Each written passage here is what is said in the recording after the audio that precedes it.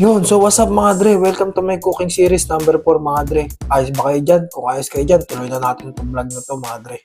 Medyo na-delay nga yung pag-upload ko tapos pagbo-voice over ko mga dre. Medyo busy din kasi, may business din kasi ako inaasikaso mga dre. Tapos may mga sumabay pa na gawain mga dre. Kaya medyo hectic talaga yung schedule ko mga dre. Bago nga natin ito simulan, salamat nga pala sa mga patuloy na sumusuporta katulad ni Sir. Saludo po sa inyo Sir. US based siguro si Sir kaya puro English. Saludo po sa inyo Sir, ingat po kayo dyan.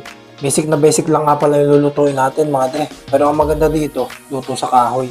Ito nga pala mga dre, bibigyan ko kayo ng malapit na trivia. Kahit noong unang panahon pa mga dre, pinakaunang natutunan ng Pinoy na pagluluto ay paglalaga mga dre. O pagpapakulo mga dre. Authentic yan na Pinoy way na pagluluto. Pinakaunang natutunan nila yan tapos yung pag-iihaw mga dre.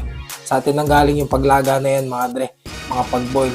Tapos sa Chinese naman nanggaling yung mga pag-steam. Yan. Na-absorb na lang natin yung ibang way ng pagluluto dahil iba't ibang lahi yung mga dumaan sa atin mga dre. Mabalik nga tayo dito sa niluluto natin mga dre. Una, magsalang muna kayo ng baka, tapos lagyan nyo ng tubig. Lagyan nyo ng sibuyas, paminta, tapos asin. Optional nga rin mga dre kung gusto nyo nalagay yung mais. Pero nasa sa inyo mga dre. Kung gusto nyo malambot, lagyan nyo na yung mais. Tapos papakuluan nyo lang yan na medyo matagal-tagal mga dre. Hanggang lumambot. Tapos buksan nyo, i-check nyo. Yung tubig din.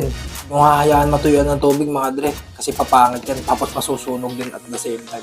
Dito nga pala sa part na to, nag-check lang ako mga dre.